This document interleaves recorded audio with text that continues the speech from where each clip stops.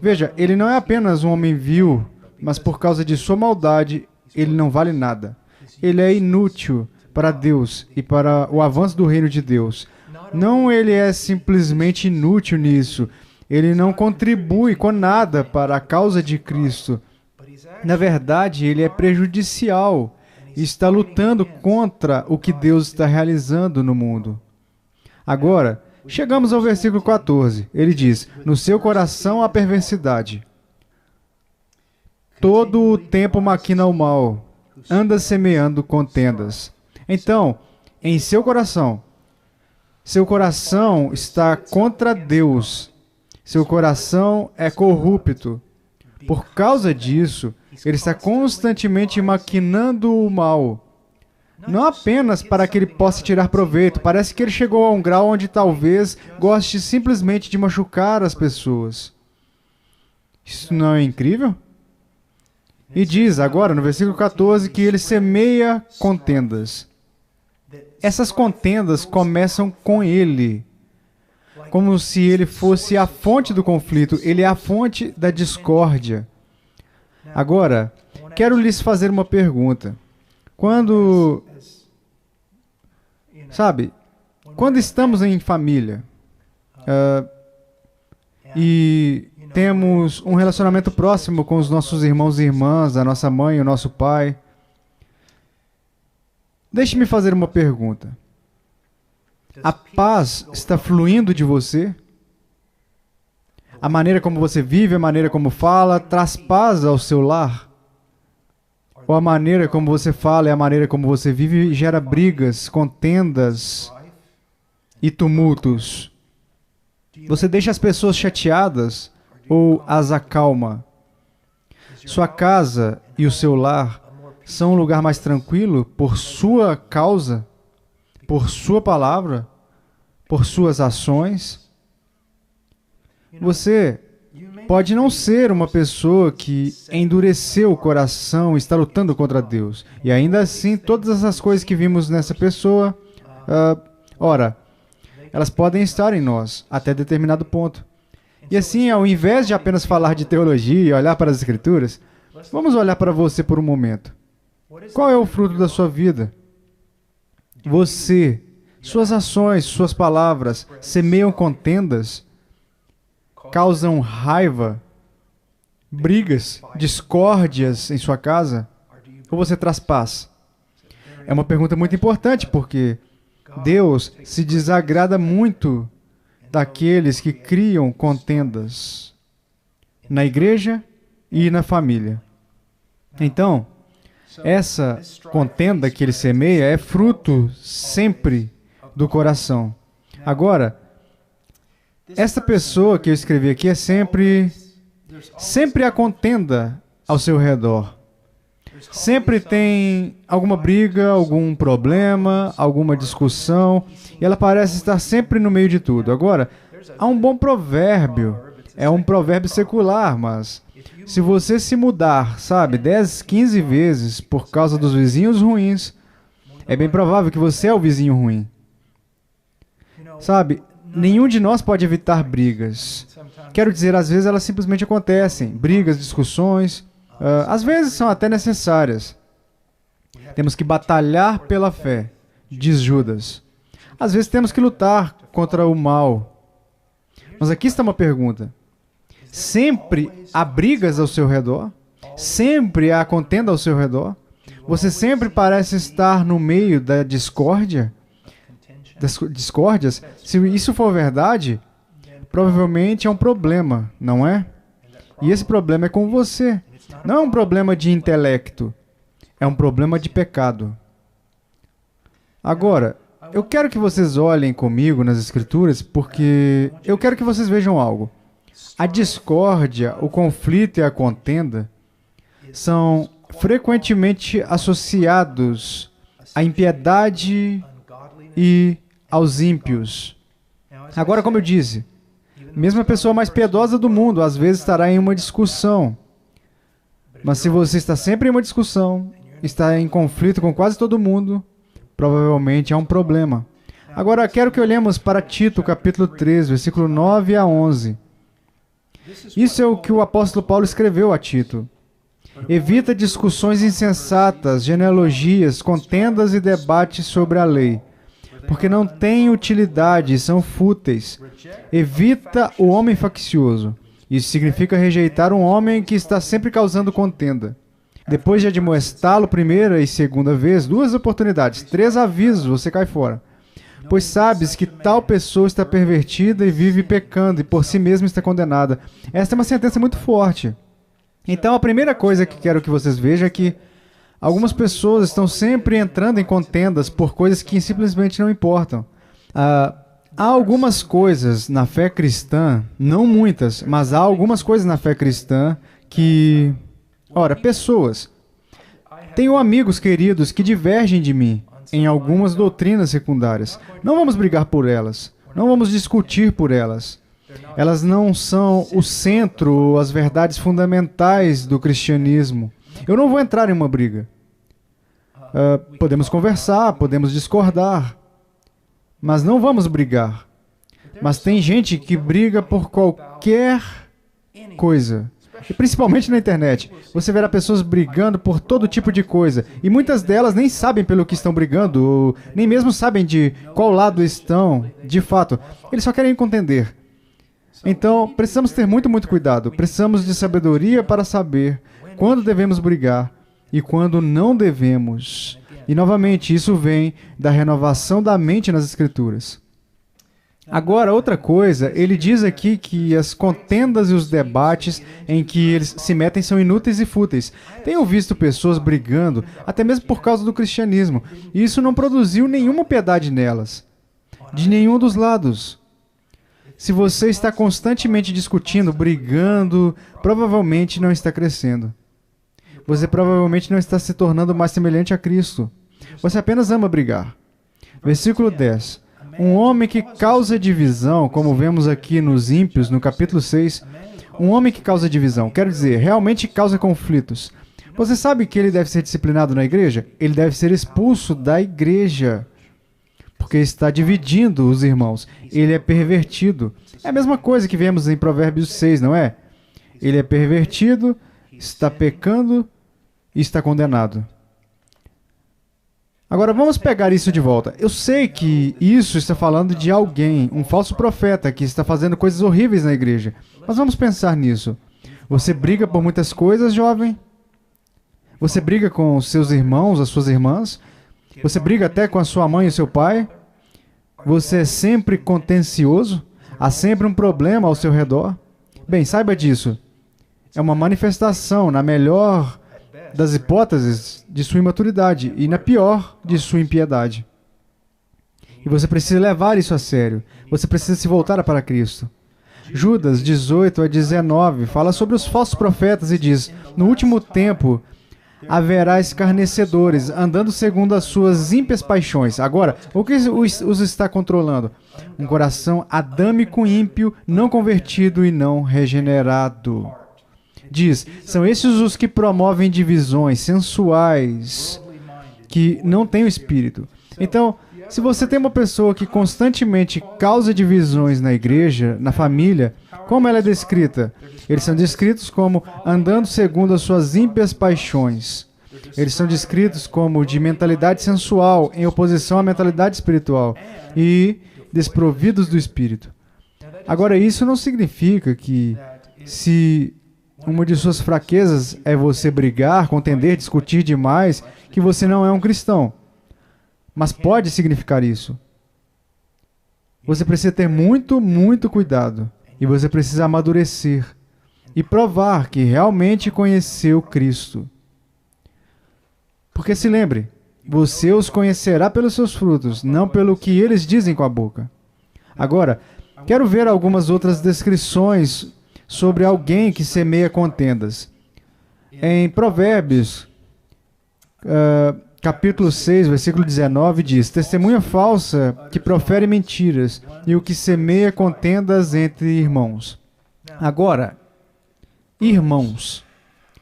Do que estamos falando aqui? Ora, em primeiro lugar, provavelmente ele está falando sobre a família. Eu quero que você saiba uma coisa. Na igreja,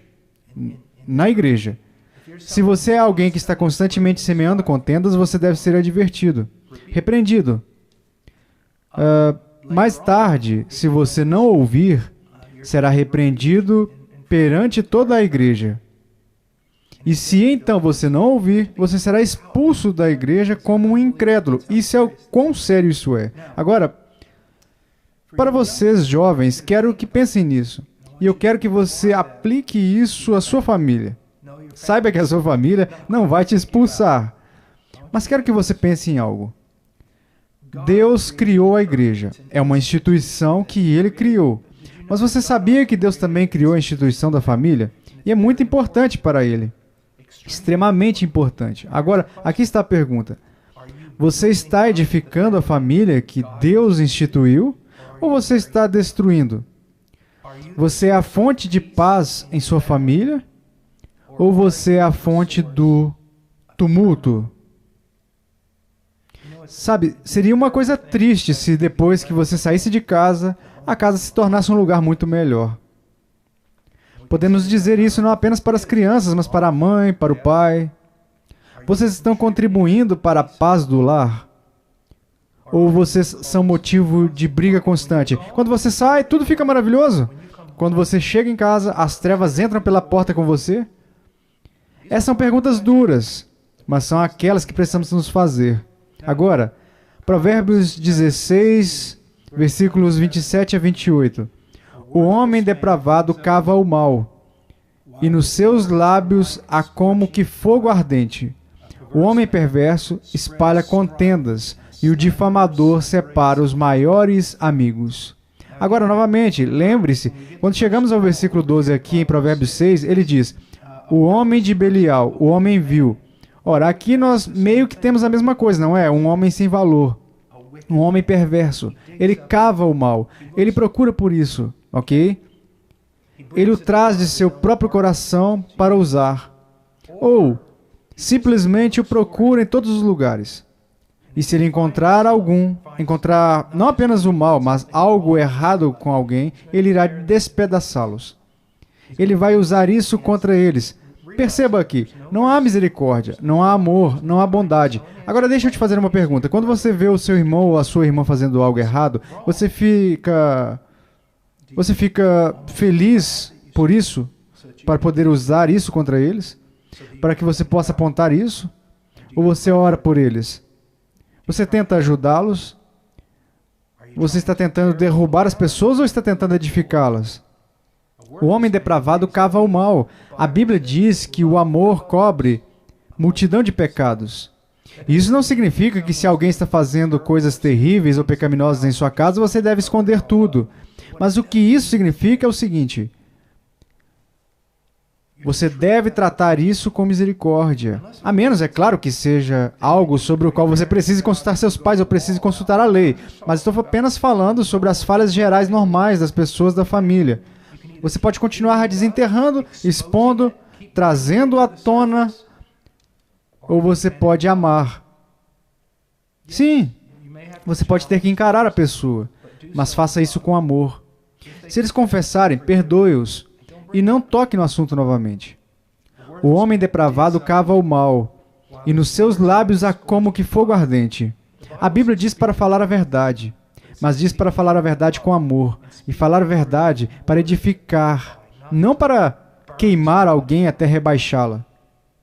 E é isso que fazemos às vezes, não é? Quando vemos alguém em pecado, muitas vezes respondemos pecaminosamente, quando o que deveríamos estar fazendo é orar por eles, tentando ensiná-los, tentando ajudá-los. Então, o homem depravado cava o mal, e nos seus lábios há como que fogo ardente. O homem perverso espalha contendas, e o difamador separa os maiores amigos. É incrível o poder de uma vida maligna, o poder de uma ação maligna. No entanto, ao mesmo tempo, é ainda mais surpreendente o poder de uma vida justa e de uma ação justa. E você tem que decidir. Você vai deitar em sua cama à noite e planejar o mal, mesmo contra alguns dos seus familiares? Você vai deitar na cama à noite quando não conseguir dormir e tentar gerar o bem? Como você pode abençoar? Como você pode demonstrar amor? Como você pode se importar? Como você pode promover o benefício para sua família, seus irmãos e irmãs, sua mãe e seu pai? Como você pode promover benefícios na igreja? Como você pode promover benefícios em todos os lugares? Agora, vamos continuar. Versículo 16. Não, versículo 15.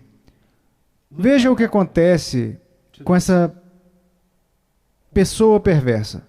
Agora, vamos passar do 15 ao 19 aqui em apenas alguns minutos, porque muito do que vemos aqui é apenas uma repetição.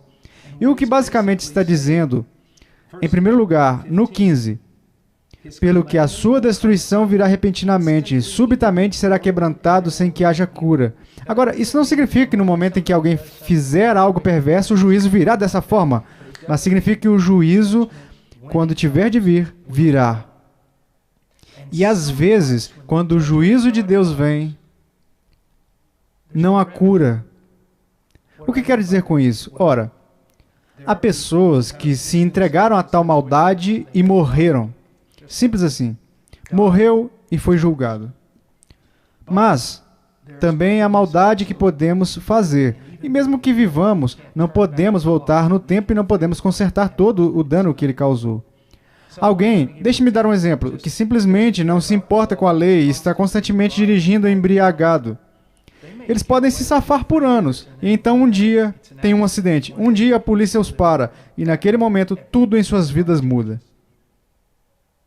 Lembre-se do que eu disse sobre o velho pregador algumas aulas atrás, que disse que um dia haverá o dia do acerto de contas. Pode não ser hoje, mas um dia haverá o acerto de contas. E às vezes, nem sempre, mas às vezes podemos nos entregar a tal mal, a tal maldade que causará tanta dor que nunca poderemos revertê-la. Nós nunca podemos reverter isso e ninguém pode nos ajudar. Nosso pai, nossa mãe, ninguém pode nos tirar do problema em que estamos. Pode surgir tão rápido e ser tão grave. Agora ele diz, virá repentinamente, subitamente será quebrantado sem que haja cura. Isso acontece na morte. Uma vez que você morre, não há segunda chance. Mas também pode acontecer em vida. E eu quero repetir isso e reiterar. Há certas coisas que você pode fazer.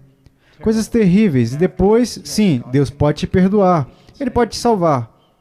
Mas há algumas consequências em relação ao pecado que não podem ser mudadas. E estou dizendo isso para que vocês tenham medo. Não um medo doentio, mas um medo saudável, que faz com que você despreze o mal e se afaste dele. Agora, versículo 16. 6 coisas o Senhor aborrece, e a 7ª a sua alma abomina. Isso é para enfatizar, dizendo que há certas coisas que Deus realmente odeia. Agora, olhe para a linguagem. Não gostamos de usar essa palavra, não é? Em associação com Deus, mas a Bíblia a usa. 6 coisas o Senhor odeia, e para ele é uma abominação repugnante e asquerosa, algo digno de ser odiado. E parte da maturidade como cristão é descobrir as coisas que Deus ama, correr para elas, descobrir as coisas que Deus odeia e evitá-las como uma praga. E se estudarmos as Escrituras por tempo suficiente e renovarmos nossa mente, você sabe o que descobriremos? Que estamos começando a pensar como Cristo. Estamos começando não apenas a rejeitar certos pecados, porque Cristo diz para rejeitá-los, mas rejeitamos certos pecados porque desenvolvemos a mente de Cristo e nós os odiamos. Nós odiamos isso. Agora, o que Deus odeia?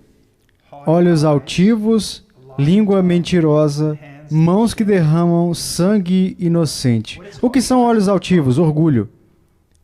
É orgulho, mas não apenas orgulho. Orgulho que o coloca acima de Deus, acima de seu trono e acima de seus mandamentos. Você diz, ora, eu não sou assim. Bem, você obedece aos seus mandamentos? Você se submete a ele? Você o segue? Portanto, olhos altivos são os olhos que olham para Deus e dizem, eu sou maior. Olha os mandamentos de Deus, sou mais sábio. Olha para as outras pessoas e diz, Eu não vim para servi-las, elas vieram para me servir. Isso é olhos altivos, uma língua mentirosa. Então, esses olhos altivos são o resultado do orgulho e da luxúria. E assim, essa língua mentirosa vem da mesma coisa, e ela se envolve e fala, para que o seu coração perverso possa satisfazer os seus desejos. E pode até chegar ao ponto das mãos que derramam sangue inocente. Imagino que a maioria dos assassinos nunca pensou, quando eram crianças, que chegariam ao ponto de matar, de tirar a vida de inocentes. Quero dizer, pense nisso por um momento. Provavelmente, pelo menos uma pessoa que entrou para a história como o epítome do mal, da luxúria, da fúria assassina seria Hitler.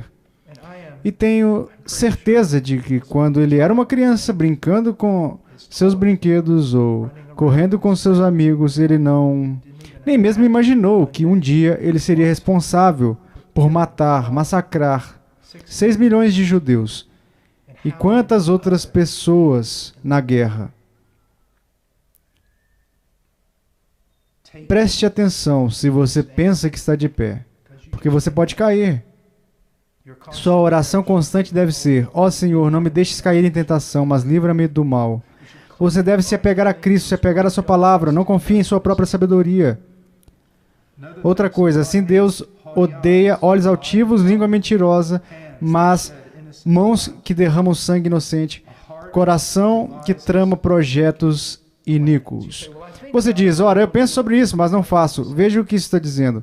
Coração que trama, que conspira, que está sempre pensando em coisas más. Deus odeia isso. E veja o que acontece. Se esse coração se entrega a esses tipos de pensamentos por tempo suficiente, então os pés se apressam a correr para o mal.